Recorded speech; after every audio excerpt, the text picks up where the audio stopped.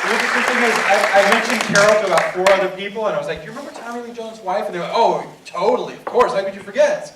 So, Carol, come on up to the stage. I'd like to hear from you a little bit about the making of this movie. Please welcome Carol Sowa, ladies and gentlemen.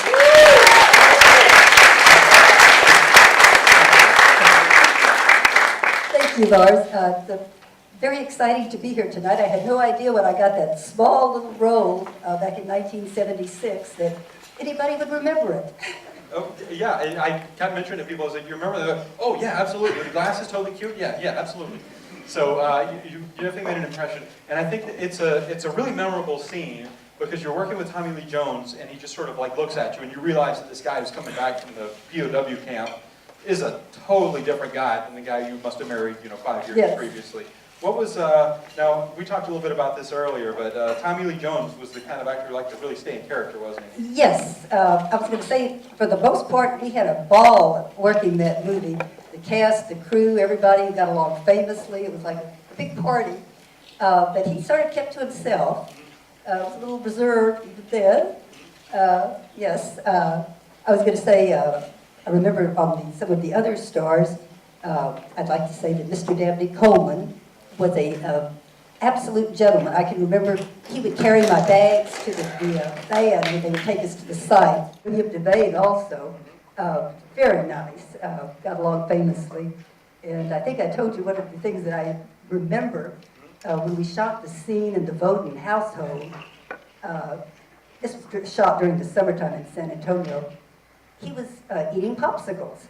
Now, I was a real serious actress back then, and you, of course, would never put anything frozen in your mouth when you were going to be going on stage or acting, and he's between takes just sucking away on a popsicle. I remember that. He's got to be incredibly intense, like immediately afterwards. So, was that a lesson for you to like just stay loose and stay in? Actually, no, I stayed pretty uptight. What are some of your other memories about shooting the film? It rained almost that whole summer. I was thinking about that today with the kind of summers we've had here. But the first time they were going to shoot the airport scene, it was called because of rain. And I think you'll notice when they show it, there's puddles when they shot it the next day. A lot of rain. And so this movie came out, and obviously you had been in one movie prior to this, but this was your big shot so far. And so once you were in this movie, was everybody around you sort of excited? Did you go and watch the movie when it came out? Yes, I sat through it 3 times in a row. I'd never seen myself on the big screen. I was primarily a stage actress back then, and gave that up in '78 when my daughter, who is sitting out there somewhere in the audience, my oldest daughter, Gwendolyn, is here tonight, Gwendolyn Sowa, and her daughter, my granddaughter, Talia, and also a good friend of mine, Magda Porter, who's a well-known actress in San Antonio, and whom I've known for years in theater. So when you look back at Rolling Thunder now, what are you? Do you think it holds up as a film? Is it because most of us don't ever get a chance to be in one movie. Yes. You've had a chance to be in a couple, and your other one's pretty weird too, which I'd like to hear more about. But when you look back at Rolling Thunder, is it something that you're especially proud to have been a part of? Well, yeah, it really wasn't that big an acting role. I keep thinking, gosh, it wasn't much. The other one, the one that was never released, Prelude to Happiness, that was a juicy role. And this one, I thought, well, it's sort of a nondescript little thing. So I was real surprised when anybody remembered me from doing it. So I feel like we must tell people about Prelude to Happiness because it's one of the movies that's always been on my want-to-see list. And I'm so excited to go through it and tell people about Prelude to Happiness. Okay, this was an independent film that was shot in 1973 in San Antonio, using primarily local actors from San Antonio, and a lot of the crew came from here in Austin. And they brought in 2 people for the main leads, the stars. It was never released, and I found that they were selling copies of it online at this place called, I think it was Shocking Videos in West Virginia. I think they might have mentioned something about they will send you the thing in a plain brown wrapper. But I thought, oh gosh, I've got to order that. And that's when I found out that a lot of other people I knew were in it. They just weren't in my scenes.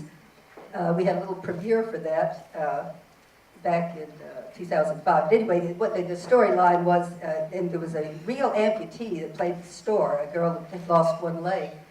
It's about her trials and tribulations, and she falls in love with a young doctor.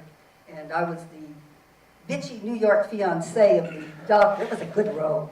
Yes.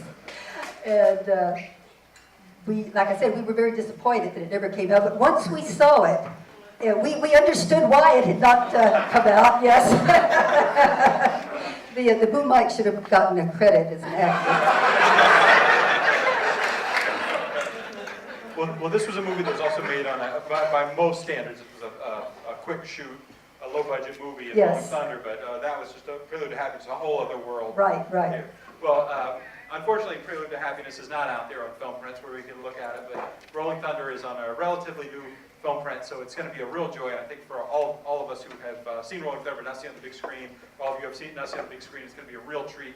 Carol, thank you for joining us, and I hope that this will be the best looking print of Rolling Thunder you've ever seen. No pressure, Sebastian, keep it in frame.